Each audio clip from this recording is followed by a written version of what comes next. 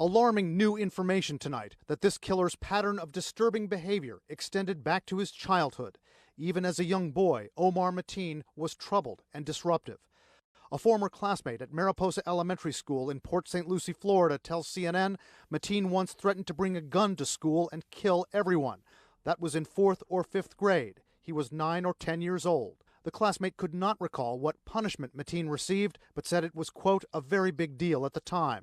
Documents obtained by CNN from the St. Lucie County schools show Mateen was disciplined 31 times between 1992 and 1999.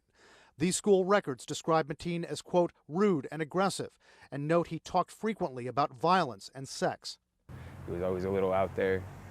Didn't really have too many friends. Robert Zirkle rode the same bus route as Mateen during high school. Zirkle and other former classmates tell CNN in the days following September 11th, Mateen claimed Osama bin Laden was his uncle and made light of the attacks. He was acting like a plane, like he had his arms out. He was like making a plane noise, and like he made like a boom sound or like an explosion type of sound, fell in his seat and was like laughing about it and like it was a joke or something. My friends and I were like, if you don't stop, man, it's gonna be a problem. As a teenaged employee at Gold's Gym in Port St. Lucie, Omar Mateen was to be avoided. He had that kind of aura that I don't think people really wanted to engage him because they don't know where they would go. Stefan Convalius held personal training sessions at Gold's Gym. One of my clients, she was completing her set on a squat rack, and she, was in full stride all the way down, and he made a derogatory statement about her anatomy, which, it was just completely unacceptable and loud at that. Like, he wanted her to hear it. Staff members at Gold's Gym could not recall any disciplinary issues with Mateen. A few years later, he was transferred from a job as a security guard at a courthouse after making inflammatory comments about terrorism. That's when the FBI started investigating it. He said he hoped that law enforcement would raid his apartment and assault his wife and child so that he could martyr himself. Mateen's first wife said he verbally and physically abused her to the point that her family had to rescue her to get her out of the marriage. Instability, emotional instability, sickness, mentally, he was mentally unstable and mentally ill.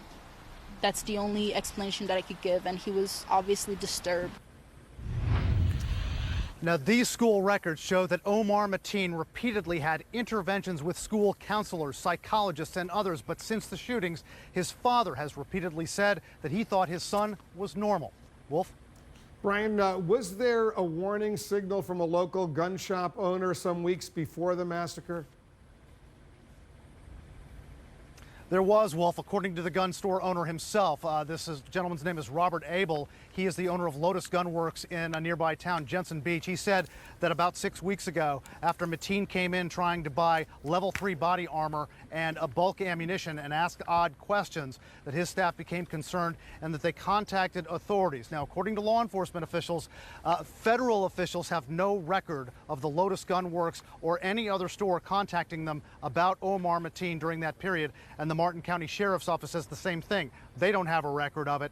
The distinction could be in that they just didn't get a name associated with any call, because the gun store owner does say that when they called authorities, they did not have a name Omar Mateen. They just reported his odd behavior.